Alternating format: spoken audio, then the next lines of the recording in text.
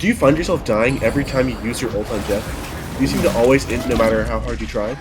Well, today you're in the right place, because I'm going to give you everything you need to know to hardcore games and rank up to eternity playing the new Rework Jeff. For those of you who don't know me, I'm Xantho or Xanthophobic. I've hit rank 1 multiple times playing Jeff, and I even ended rank 1 season 1. Now, let's get into it. The most important thing to think about when playing Jeff is what playstyle you want to utilize. Before his rework, Jeff was only viable as a DPS, but now he's a lot more versatile. The best way to maximize value on Jeff is staying flexible and realizing what you could be doing to help your team the most at any given moment. Every Jeff playstyle can be broken into some combination of peel and pressure. Peel is any way of helping your team. It can be either healing your backline through a dive or pocketing your frontline through sustained damage. Pressure is the exact opposite, either dealing damage to the enemy frontline or diving and pressuring their backline. Now, the first and what I consider to be the default playstyle is Cleave. What exactly does that mean though? Now since Jeff's stream can both heal and deal damage, you want to maximize the number of targets that it's hitting. This usually means standing directly behind your tanks and shooting through the enemy tanks to their backline to deal as much damage as possible. This sounds simple, but it makes a big difference if you can look on maps to find the absolute best angle.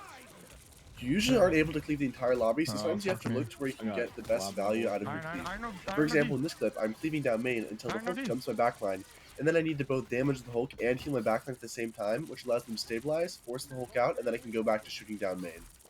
Usually, the best angle for Jeff is somewhere behind his tank, so he's able to heal them while damaging the enemies. However, on some maps, it is more optimal for Jeff to go behind the enemy backline. For example, on Spider Island's first point, most backlines play low ground in between the buildings, directly behind their tanks. This makes it very easy for Jeff to cleave down main and damage both the enemy backline and force them to look at him. Then your team can easily walk down main and force the enemy into an unfavorable position. It takes time on every map to figure out where the most optimal place to shoot from is, but over time you always find angles. If you guys want, I'd be happy to make a Jeff map guide showing some of my favorite spots and angles. Next, another very important playstyle for Jeff is Peel. This one's pretty easy to understand. If people attack your backline, you heal your other supports. This one's especially important if your team only has 2 strategists, but can still apply even if you have 3. Sometimes it's the right decision to try and trade backlines instead of helping your own, but just make sure that if an enemy engages way before a fight or way after, that you help your backline. Be sure to balance your Peel with your own backline with your pressure on the enemy backline, and your win rate on Jeff will skyrocket. Now, on everyone's favorite Jeff playstyle, Dive Jeff. In this clip, both teams have used their supportals and are now forced into a neutral fight, which is where DPS Jeff shines. Although my backline is under attack, I see an opportunity to push with my Psylocke and kill the enemy Luna who's been left alone. Then, the Cloak and Dagger is left as a solo healer, so she's easy to take down. Once both supports are dead, the rest of the team falls over. If I had stayed with my backline this fight, they would have lived, but the enemy would have had a much greater chance of winning, as my Psylocke would have had to 2v1 their supports. But instead I was able to change my playstyle to help flank with my DPS when it was needed. Lastly, one of the most underrated but arguably most important playstyles is marking. A lot of low-ranked Jeffs will spend the pre-fight shooting down main, but in reality at max range, you don't really gain that much ult charge from that anyways. You get a lot more value instead from marking people. Now what does marking mean, you might ask? Marking is just contesting someone to either force cooldowns or make them leave an advantageous position. The most common scenario for this is when a DPS tends to flank. One of the easiest ways to lose a fight is if someone flanks and gets a quick and unexpected kill, but Jeff is one of the best tiers for stopping that. Despite many sustained nerfs, Jeff is still able to win 1v1s about just about any hero in the entire game. Or at least, he isn't able to lose because he's able to escape. What this means is pre-fight, you can often listen for a DPS, or any hero really, and just check in case they're there. Even if you don't kill them, delaying their push or forcing their cooldowns can go a long way for your team. Now, on to Jeff's abilities. I've already talked about his stream, so in this section I'll mainly be talking about hide and seek and his bubbles. Although many Jeff players were very distraught at the hide and seek meter nerf, it actually doesn't make much of a difference in typical Jeff gameplay.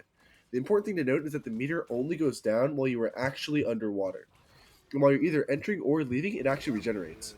This means that as long as you come up every second or two to shoot or heal, you will virtually never be forced out. If you find your meter running out often, try to play cover more and not rely as much on hide and seek to protect you. You should use it as a constant mix-up, not as a default position. You should also note that Jeff is immune to CC while underwater. This means that against heroes like Bucky or Hela, you should always save some of your meter to be able to react to their crowd control cooldowns. However, while you are entering or leaving the water, you are not immune. This means you should always try to have cover available even when playing around hide and seek, so you can dodge their cooldowns if your meter gets close to running out. Now, one of the most difficult and game knowledge based parts of Jeff gameplay, his ult. I'm sure you've seen plenty of huge Jeff ults and think that those Jeffs just get lucky. There's a lot of thought that goes into a good Jeff ult. First, cooldowns and counters. There's just about a million abilities that counter Jeff's ultimate, from Cloak's Dark Force teleportation to Magneto's ultimate and just about everything in between. Some of them kill you, some of them protect your enemies, some have counterplay, and some don't. The most important thing for you to do though is to track as many of these cooldowns as possible. For example, in this clip, I see the Invisible Woman has already used her jump, Magneto's used his ultimate, and he's already used his bubble. I also hear Hawkeye start to use his ultimate, which means he's not able to move. This means that it is very easy and free for me to walk in and ult the entire enemy team. They are also incredibly grouped up because of the Invisible Woman ult. All of these combined make it a very easy Jeff ult. But it's not every game that you're presented with a scenario like that, so what do you do when the enemy saves their counters for you? A lot of high-level Magnetos will save their ultimate just for you, but there's ways you can play around this. For example, in this clip, I ult the enemy Luna, who I know doesn't have ult, out of the Magneto's line of sight. He hears my ult and uses his ultimate, however, I'm still able to escape and kill the Luna and get away scot-free. Another important part of Jeff's ultimate is knowing where you can get value. Sometimes the enemies just save too many cooldowns and have too many counters for you to ult their entire team, however, you can still get value. Hulk is a great example. When he uses his ultimate, he's not able to use his bubble and his jumps charge very slowly. This means that if you ult him, he will not be able to get up and you will save your backline from a Hulk, and he wastes his ultimate. Another very important thing to know about Jeff's ultimate is that it instantly makes you invulnerable from all damage as soon as you activate it.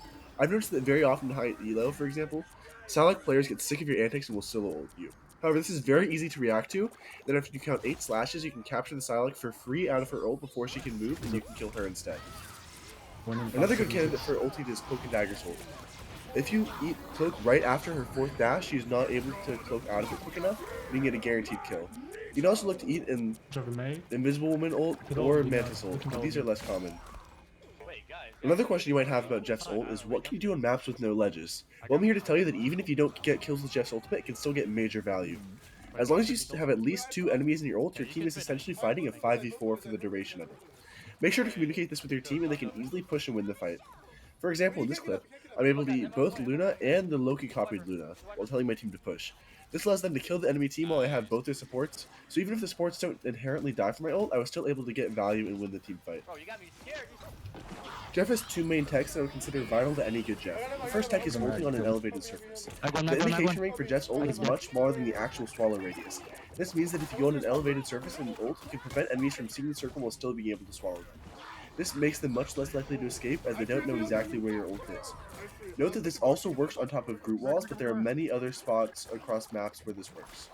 The second main tech is utilizing stall spots. When Jeff ults from a stall spot, he's able to wait as long as he wants to actually start the timer, and is invulnerable during the entire time. The 6 seconds for the ult only starts once you hit the ground, which leads enemies to often forget that you're still in your ult, thinking you messed it up, leading to them being surprised and dying to your ult because they weren't expecting it. There are also some more minor techs, but these are by far the most important too. And last but not least are Teamups. First, Venom's Teamup is okay. It's a little extra healing for your team. I would just use it as often as you want. It's not too impactful, but I wouldn't forget to use it if you have it. Second, and more importantly, is Storm's Teamup. The most important thing to know in a Jeff Storm mirror is that your #1 priority is to build your ultimates. You should be shooting that main, shooting the enemy tanks, shooting your tanks to get as much ultimate charge as possible, because when you have Jeff NATO, it is basically a free fight win no matter what support else the enemy has. And now last but not least is a couple little things I think you should know to play Jeff that didn't really fit into any other section, but I think are still very important to know. First, try to cancel Strange Portal. Using your shot is a little inconsistent, so you can use your ultimate as well, however do not use this if they have a Magneto or it will get blocked. Next, try to place a bubble trail when you plan to use your ultimate. This not only gives you healing, but also gives you a speed boost, which can be the difference between life and death with an ultimate. Especially if you have 2 or 3 people, this can win you games by just placing a trail of bubbles to a ledge before you use your ultimate. Third, and a bit of a more general tip, is that you want to minimize the time that your enemies have to react to. This applies not only to Jeff's ultimate, but any engages as well.